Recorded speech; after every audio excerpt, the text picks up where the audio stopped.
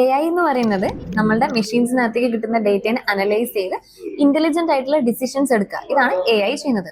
ഇതിന്റെ രണ്ടിനെയും കൂടെ കമ്പൈൻ ചെയ്ത് കഴിഞ്ഞാൽ നമുക്ക് കിട്ടുന്ന ഒരു റിസൾട്ട് ഉണ്ട്. അതാണ് ആർട്ടിഫിഷ്യൽ ഇന്റലിജൻസ് ഓഫ് തിങ്സ് അഥവാ AIoT എന്ന് പറയുന്നത്. എന്തിനാണ് ആർട്ടിഫിഷ്യൽ ഇന്റലിജൻസ് ഓഫ് തിങ്സ് എന്ന് നമുക്ക് നോക്കാം. IoT ഡിവൈസുകൾ മാത്രമാവുന്ന സമയത്ത് ഇത് അതിന്റെ സറൗണ്ടിങ്സിൽ നിന്ന് കിട്ടുന്ന ഡേറ്റനെ എടുത്തിട്ട് അതിനനുസരിച്ചുള്ള ആക്ഷൻസ് പെർഫോം ചെയ്യുന്നതേ ഉള്ളൂ. AI ചെയ്യുന്നത് കൃത്യമായിട്ട് ഡേറ്റ അനലൈസ് ചെയ്ത് അതിനകത്തുള്ള പാറ്റേൺസ് എല്ലാം മനസ്സിലാക്കി മെഷീൻ ലേണിംഗ് അൽഗോരിതംസിന്റെ ഹെൽപ്പോട് കൂടി പാറ്റേൺസ് എല്ലാം മനസ്സിലാക്കി അതിനനുസരിച്ചുള്ള ബെറ്റർ ഡിസിഷൻസ് ആണ് AI എടുക്കുന്നത്. ഇത് രണ്ടും കൂടെ കമ്പൈൻ ചെയ്യുന്ന സമയത്ത് നമുക്ക് real time intelligent and predictive ആയിട്ടുള്ള സിസ്റ്റംസ് ഡെവലപ്പ് ചെയ്തെടുക്കാൻ പറ്റും. ഇതിന്റെ ബെനിഫിറ്റ്സ് എന്തൊക്കെയാണെന്ന് നോക്കുകയാണെങ്കിൽ ഫാസ്റ്റർ ആയിട്ട് ഡിസിഷൻ മേക്കിംഗ് പോസിബിൾ ആവും, അതേപോലെ automation and optimisation, reduced human errors, അതേപോലെ എഫിഷ്യൻസി ഇംപ്രൂവ് ചെയ്യാൻ പറ്റും.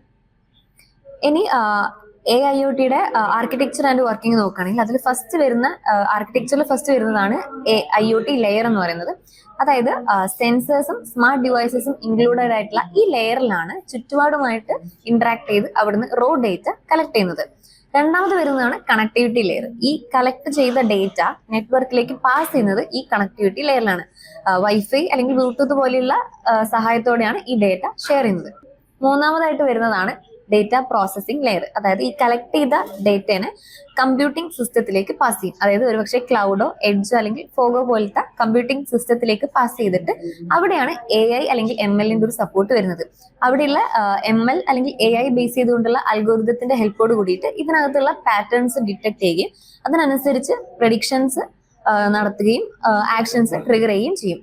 ഈ ആക്ഷൻസിന്റെ റിസൾട്ട് വരുന്നത് നാലാമത്തെ ലെയർ ആയിട്ടുള്ള ആപ്ലിക്കേഷൻ ലെയറിലേക്കാണ്. ഒരുപക്ഷെ നമ്മുടെ യൂസറുടെ മൊബൈലിലോ എവിടെയെങ്കിലുള്ള ഡാഷ്ബോർഡിലേക്കോ ആപ്പുകളിലേക്കോ ഒക്കെയാണ് ഈ റിസൾട്ട് പാസ് ചെയ്ത് പോകുന്നത്. AIoTയുടെ ഒരു ആപ്ലിക്കേഷൻ പറയാം നമുക്ക്, റിമോട്ട് പേഷ്യന്റ് മോണിറ്ററിംഗ്. അതായത് ആദ്യം തന്നെ ഫോർ എക്സാമ്പിൾ പറയുമെങ്കിൽ ഒരു സ്മാർട്ട് വാച്ച് കിട്ടിയിട്ടുള്ള ഒരു പേഷ്യന്റിന്റെ ഫോർ എക്സാമ്പിൾ ECG അല്ലെങ്കിൽ ഹാർട്ട് റേറ്റ്, അവരുടെ ഗ്ലൂക്കോസ് ലെവൽ എത്രയാണ് എന്നുള്ള രീതിയിലുള്ള ഇൻഫർമേഷൻസ് എല്ലാം തന്നെ ഈ IoT ഡിവൈസ് ലൈക്ക് സ്മാർട്ട് വാച്ചുകൾ എടുക്കും. ഈ കിട്ടിയ ഇൻഫർമേഷൻസ് വൈഫൈയുടെയോ അല്ലെങ്കിൽ ബ്ലൂടൂത്തിന്റെ ഹെൽപ്പോട് കൂടിയിട്ട് ഇപ്പൊ നമ്മളുടെ സ്മാർട്ട് ഫോണുകളിലേക്കോ അല്ലെങ്കിൽ ഈ പേഷ്യന്റ് കാണിക്കുന്ന ഹോസ്പിറ്റലിന്റെ സെർവറിലേക്കോ ഒക്കെ ആയിട്ട് കണക്ട് ചെയ്തിട്ടുണ്ടാവും.